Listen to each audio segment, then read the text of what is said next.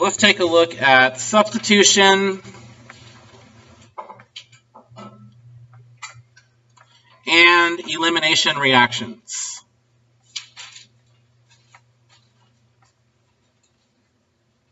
And I believe we did have a little bit of this last week in lab, so you guys already got somewhat of an idea of what's going on here, like what's the SN1, SN2, some of that terminology. All right. This stuff that we're doing right now is extremely important in the grand scheme of things. There'll be many times next semester where I will reference reactions as being similar to one of these. So if you don't understand what these ones are, you're going to be completely lost. Also, the first chapter in Organic Chemistry 2 is the alcohols chapter. It's literally a review of this stuff. So it's almost that whole chapter is these reactions here. So just giving you an idea that these are pretty important in the grand scheme of things. I want to go ahead and talk about substitution reactions first, the two different mechanisms, and I want to go over kinetics a little bit. So hopefully you guys remember some kinetics from last semester. Maybe.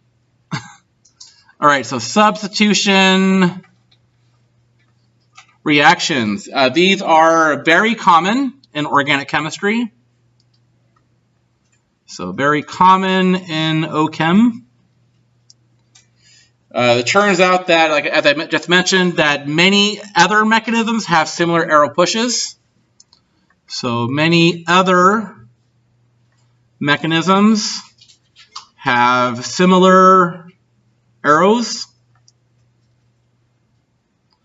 All right, and we have a new word here. These are all going to be a heterolytic bond cleavage. I originally was going to mention this stuff when we went over all the different reaction types. We can go ahead and put it here. Basically, if you break down the word here, we have different split. And you probably guessed that the other type of bond cleavage is homolytic. So we could have homolytic versus heterolytic. Heterolytic means that all of the electrons in the bond go to one of the atoms.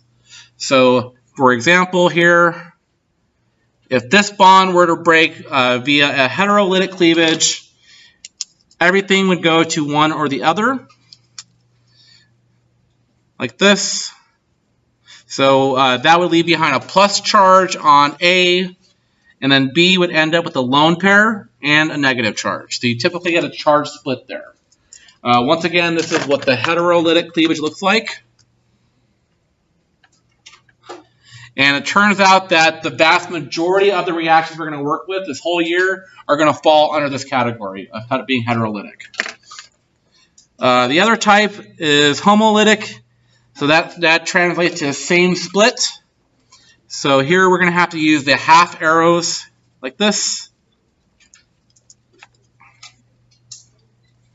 And in this case, each of the atoms involved each get one of the electrons from the bond. So this one right here, these were ions. We get a charge split. Do you guys remember what happens when you have an odd number of electrons? What do you call that? Odd electron count. You remember? No, pretty much all anions have an even number. So you probably discussed it maybe briefly in Chemistry 122. If you have an odd electron count, they're called radicals. So something with the odd electron count is a radical. So these have odd number of electrons. These are pretty reactive. So they are very reactive. The only time we're even going to use these half-headed arrow pushes is later this semester when we start doing the radical reactions. They have an odd electron count. You guys have probably heard of things like your antioxidants help with like free radicals in your body. Basically what you're fighting with that is you're fighting hydroxyl radicals, the OH dot radical, or what ends up happening. And basically radicals can start reacting with things like DNA. And if you guys learn anything about what happens when you get a lot of reactive DNA, do you guys know what happens typically after that? Cancer typically happens after that. Yep. So they've actually traced a lot of different sources of cancer being direct reactions with DNA. Or at least a lot of them have. You can't really lump cancer all into one category, though, can we? Anyway, so pretty much all these are going to land in the category of heterolytic bond cleavage. All right, so let's go ahead and take a look at the two main mechanisms. Okay, so we're just going to give the general gist of both of them here, and then we're going to start looking at them in detail. All right, so the first type here is the SN2.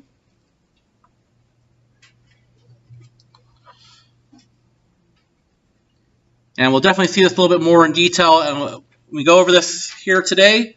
But what it stands for is substitution nucleophilic second order.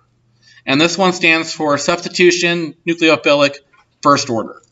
So one is a second order reaction, one is a first order reaction. And the main difference between them that we're going to see on paper is one of them has all the steps at once, and the other one has it stepwise. Overall, though, their mechanisms are pretty similar. Just one of them happens all at once, meaning it's concerted all at once, and then the other one happens stepwise. So go ahead and take a look. So this case with the SN2, you need to show a nucleophile attacking your substrate. Typically it has a negative charge. All right, we got some new terminology here. So this is your substrate.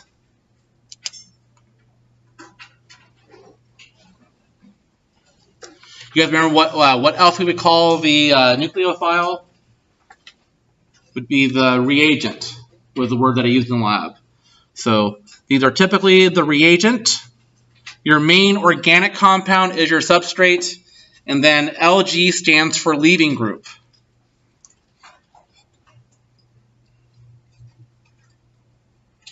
So it's a leaving group. And we're going to see more often than not, they are typically a weak base. So typically a weak base. All right. And with this mechanism, with my, let's use purple for arrows today. We're going to show an attack from that lone pair to the carbon. And in order to prevent from violating the octet rule, it has to kick out the leaving group. And that's why we call it that. And let me draw some lines here for the tetrahedral on carbon. This is going to be a tetrahedral carbon. And look at what happens here. Our nucleophile is now attached. And you guys see what I did to the orientation of the carbon compound there? How I kind of flipped it? So this way I have the bond to the hetero atom, or your leaving group, pointing towards the right. Here I have it pointing towards the left. That is very intentional why I did it that way. All right, so leaving group now has that here. Okay, so this reaction is concerted. And what that means, it's all in one step. And because it's all one step, the only step in the reaction is the rate determining step. And we now have a rate law that we can write out here.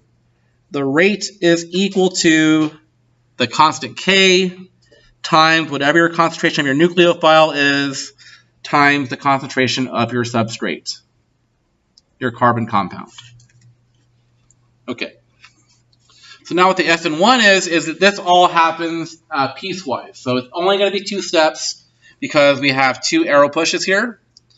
So the main difference here, let's go ahead and take a look, is we have our substrate. This first step here is the rate determining step. And that's when the leaving group leaves. That is your slow step. So that is slow. Okay.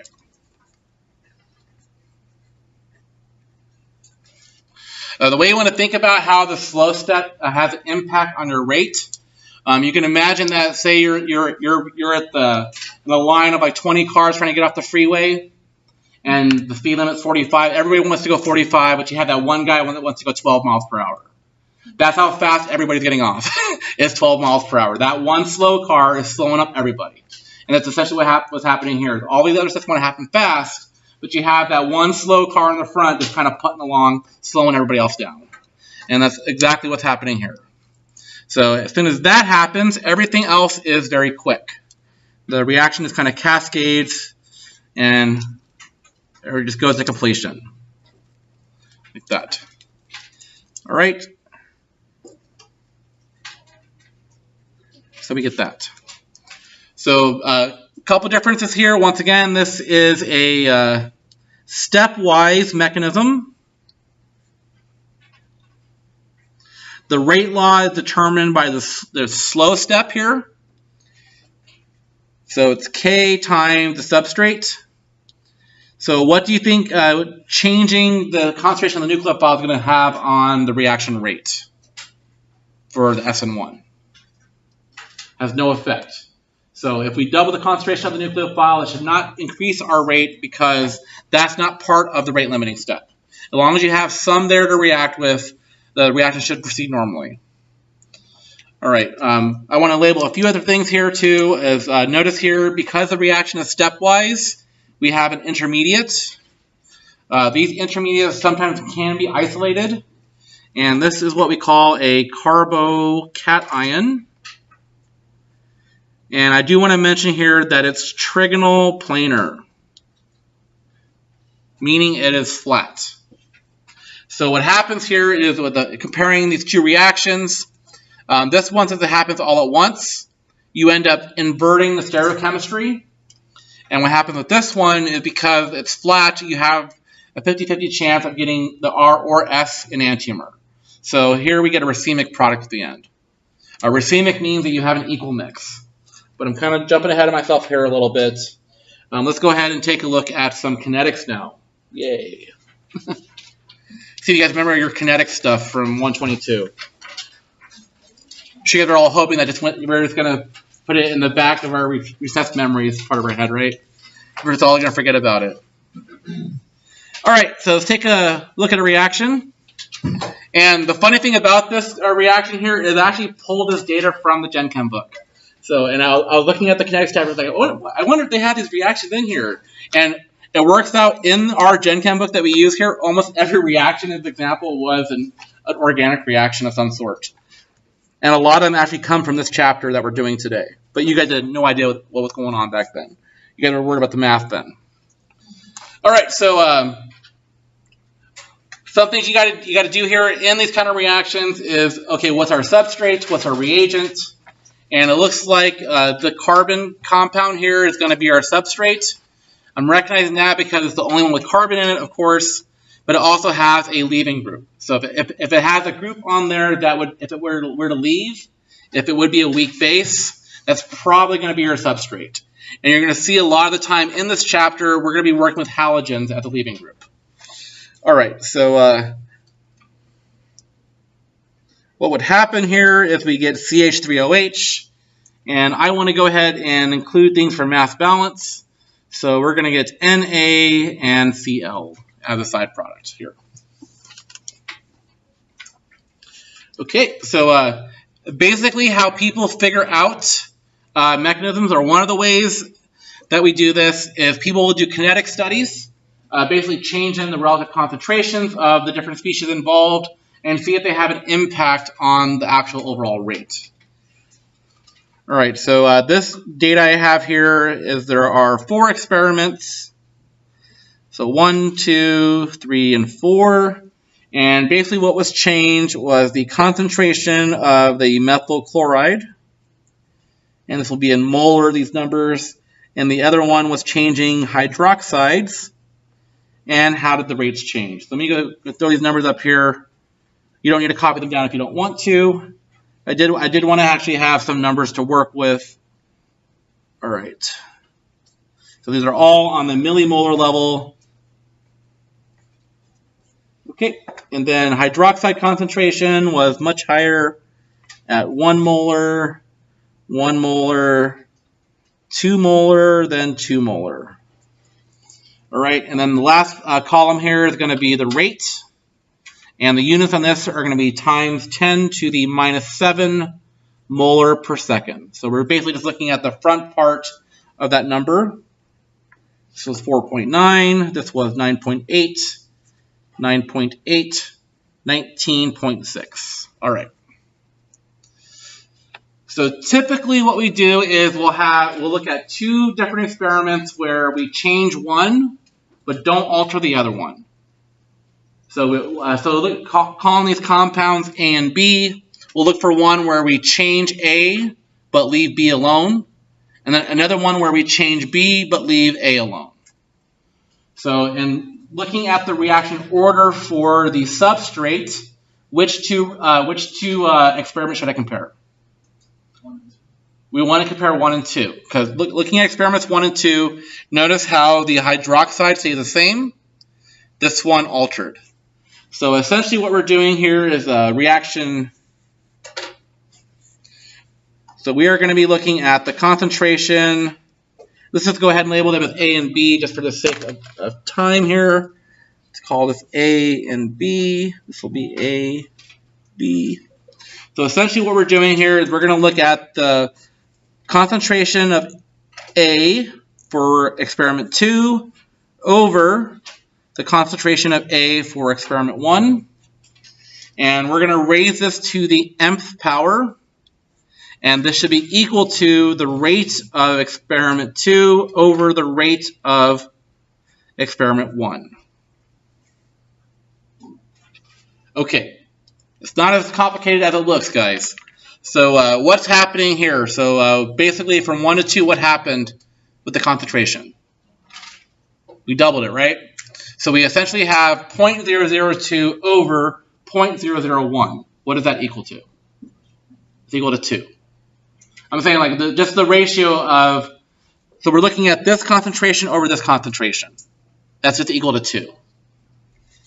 Right, so we double the concentration, raise that to the nth power. What happened to the rate between 1 and 2?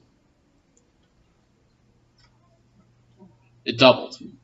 So essentially what we're seeing now is 2 to the m is equal to 2. What is m? M is equal to 1.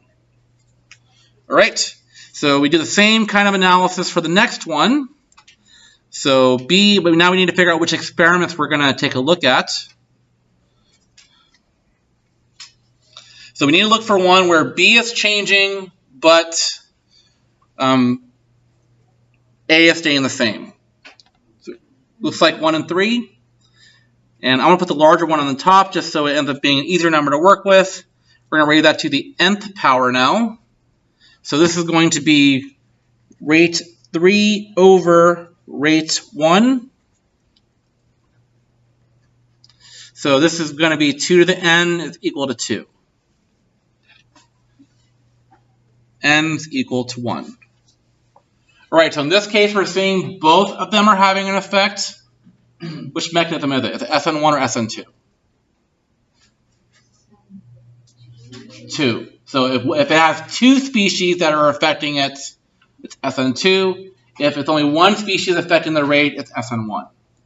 All right, and if this were an SN1, we would have thought that this would have been no change by a change in the concentration of the nucleophile. Because remember, this was our nucleophile, this was our substrate.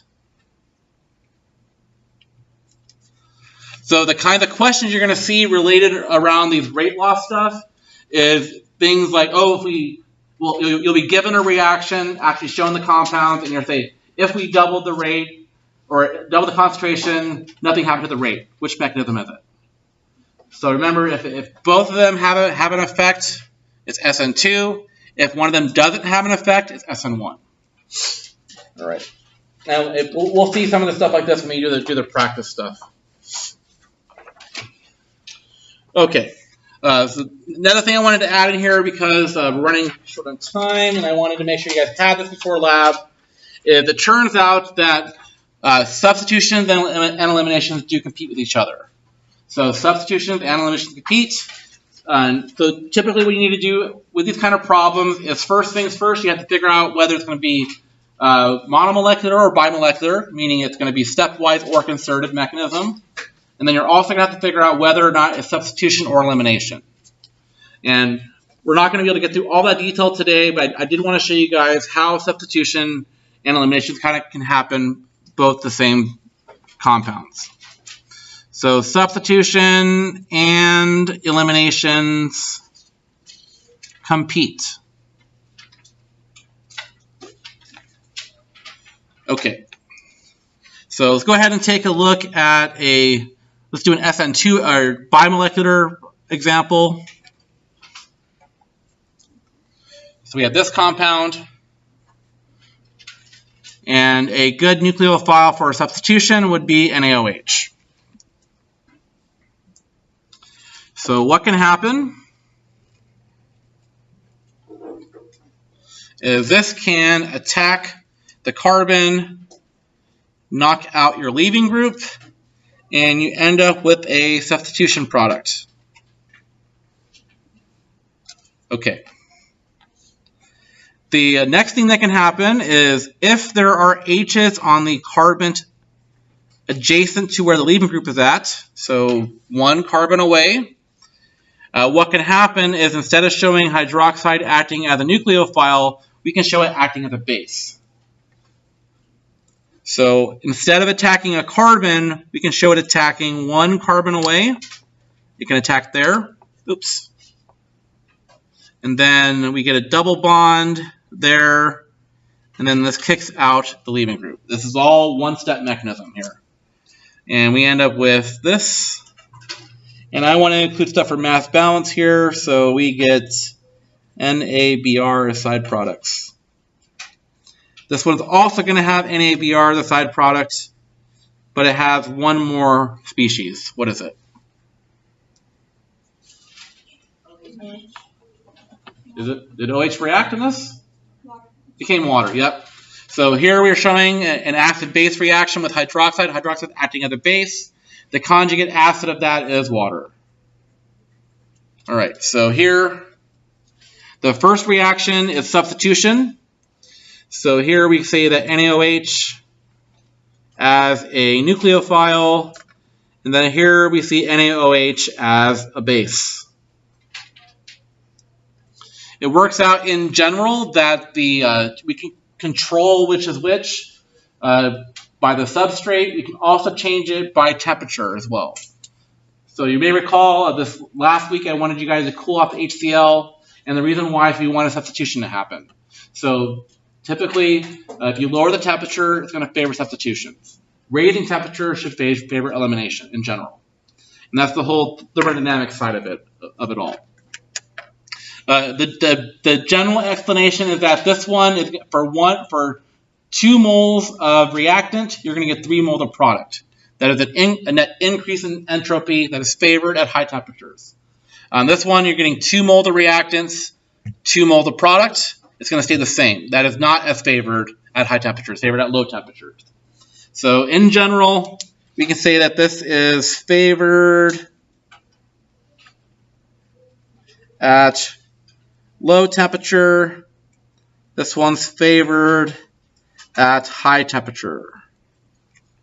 And this first one, as I was showing you guys, was an SN2. And this one is an E2. You can probably guess what it stands for. It's elimination second order.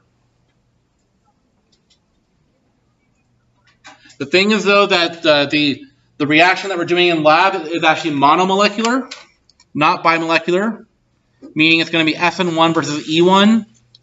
And I want to go ahead and show you the mechanism now so you have it in your notes. You understand what's going on.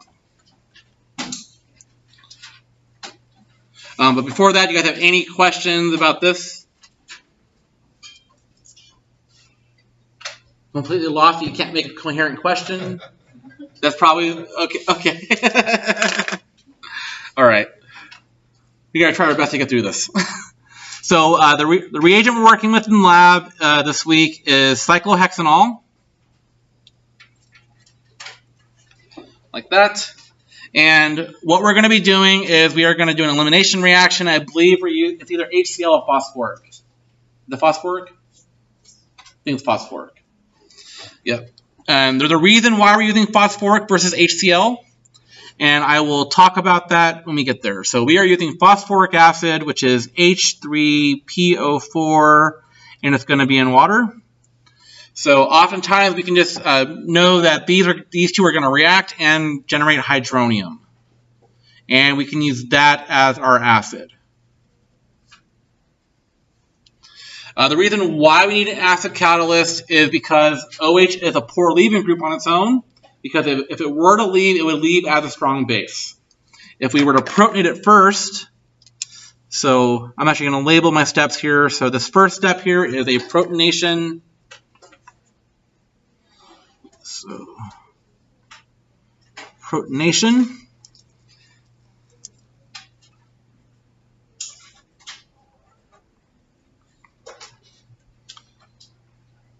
Don't forget about this species here.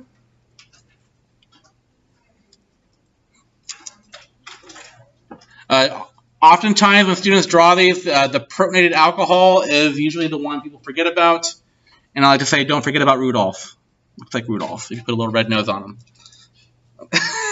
Whatever you got to do, right?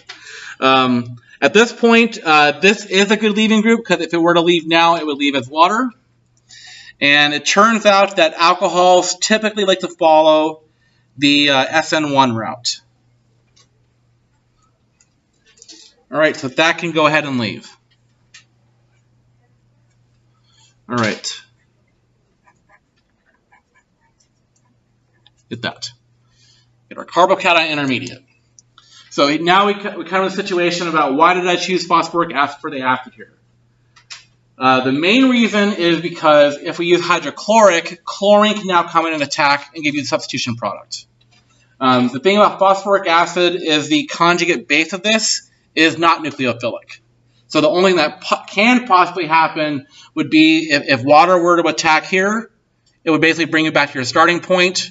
The other option is water acting as a base, which gives you to the product that you want. So once again, I want to mention here that H3PO4-, that is the conjugate base of phosphoric acid, is not nucleophilic. So the only thing that can possibly happen here that would be productive would be if water acted as a base here. So water can act as a base like that. So it's going to, instead of attacking the carbocation, it's going to attack one carbon away, give us a double bond.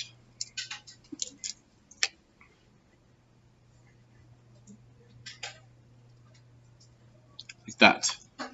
If we're worried about mass balance here, what other product should I have here after the reaction with water?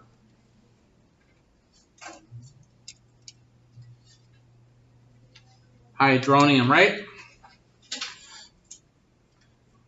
So notice here how I started with hydronium, I ended with hydronium. What is the role of hydronium in this reaction? It's a catalyst. Yep. So H3O plus was used, then remade. That is by its very definition what a catalyst does. It lowers the energy of activation, allows the reaction to happen faster, and the reason why this happens faster is because in order for this elimination to occur, OH must be a good leaving group. If it has a poor leaving group, this reaction happens slower and slower. Therefore, by making it a better leaving group, you're allowing it to have a pathway for the reaction can happen faster. All right.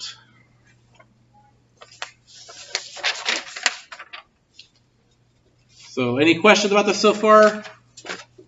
All right, let's go ahead and take a, so this is essentially what's happening in lab. So you guys have somewhat of an idea. Just a few little warnings here is try to keep your product inside of the fume hood. Cyclohexene has a god-awful smell to it. So just a warning for tonight's lab. The cyclohexanol is not too bad, but your product is raunchy. So please keep it in the hood. If it smells bad, the chemistry is working correctly. That's what it's supposed to do. Your teacher should also be doing a demo of a reaction with sulfuric acid and table sugar. It's part of the experiment. You guys are all in Leslie's section anyway. He's going to want to do it anyway. So I know some lab instructors don't like doing it because it's kind of a mess to clean up, but it is part of the report. It's a pretty cool reaction. No, those of you who have had me for the lab before have probably seen it already. All right, so what I want to go ahead and do now for the remainder of class today is go ahead and take a look at the SN2 in a little bit more detail. And then we'll do transition state stuff. You guys remember doing this stuff here? Transition state theory, last semester, delta G, KQ. Yeah, it's coming. All right. So this next section here is about observations of reactions with SN2 kinetics. So we're not talking about elimination just yet. We are just talking about substitutions. All right. And these are the main kind of things that we're going to have to use to distinguish between what kind of reaction will happen. All right, I believe I do have these listed in order. No, not quite. All right, so something that have an impact here is the structure of the substrate has a huge impact. So substrate structure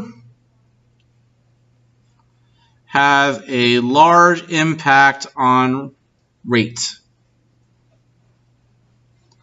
What people have found out is that if you only have one carbon group, this happens the fastest. And then as we start adding in additional groups, the reaction starts to slow down. So this will be the fastest situation here. And then if we have another carbon group here, so carbon, CH2, then leaving group, that will be slower than if it is just a methyl group. And then essentially as we add more groups here, it's going to get slower and slower. Where essentially if it's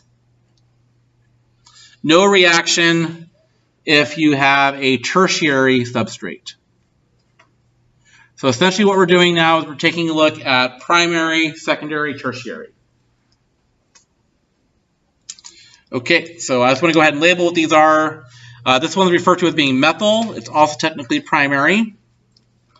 This one's primary, secondary, and tertiary. So essentially what we're going to see here is that if it's tertiary, it's not going to go SN2, it'll be SN1. And it'll be different reasons why. But the main reason why this happens this way is because of the way that the attack actually happens.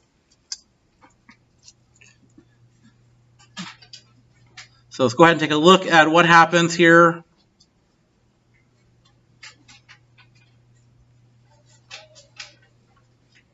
Let's put LG there, some generic stuff here, the nucleophile. All right. In order for this reaction to actually occur, the nucleophile has to come in from a correct orientation. And the orientation people refer to as the so-called backside attack of the carbon leaving group bond. So it's going to come in from this angle like that and kicks out the leaving group. So you can imagine if we have larger groups on there, what's going to happen? It's effectively going to block that carbon, that site, for it to attack. And would that be steric or torsional, do you think? Steric. Steric has to do with atomic crowding. So people typically say steric hindrance prevents the backside attack. So steric hindrance. And once again here, this is due to atomic crowding from large groups, prevents backside attack.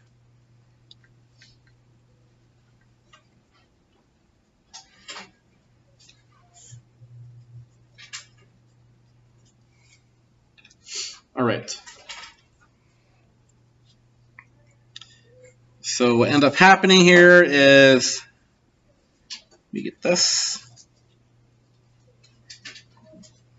plus whatever the leaving group is, now with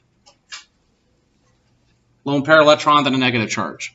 So once again here, the steric hindrance prevents backside attack. So these more bulky groups on there will prevent SN2 from even happening. And while we're at it here, I want to go ahead and mention that these are no reaction for the tertiary ones. The additional ones that give no reaction, I'm going to go ahead and just add in the little list here. You mean NU? That should be Oh, you're right. You're right. Yeah, sorry, NU. All right, so the ones that give no reaction also, if they're leaving groups on a vinyl carbon, the reaction will not happen. Or if the reaction is on a benzene, this do not happen either. We will be going over substitutions on benzenes next semester, and the route is completely different. They do not react this way. Are there any other questions so far? All right, I do want to finish this part here. So the next part mentioned here is the reaction occurs the fastest if the solvent is polar and aprotic. So the reaction is the fastest if the solvent is polar and aprotic. Basically what aprotic means is that there are no acidic H's. So no acidic H's. Some common examples of solvents that are polar aprotic are DMSO is one. We have diethyl ether. Let me just write out these here. So ether. And then the other one is if you have this, DMSO. Another commonly used solvent is tetrahydrofuran. It's basically a cyclic version of the ether, and this will be given THF for short. That stands for tetrahydrofuran. So tetrahydrofuran, and this one stands for dimethyl sulfoxide. Did I mention the dangers of DMSO to you guys before? I think I may have. It's very lipophilic, meaning that it freely dissolves in fat. And if you're working with DMSO in the lab, and say you have something like, I don't know, like sodium cyanide, which is soluble in this stuff, if you were to get it onto your skin, it would immediately absorb into your skin because it's very lipophilic, and anything in solution is along for the ride also. So if you work with this stuff, you should double glove.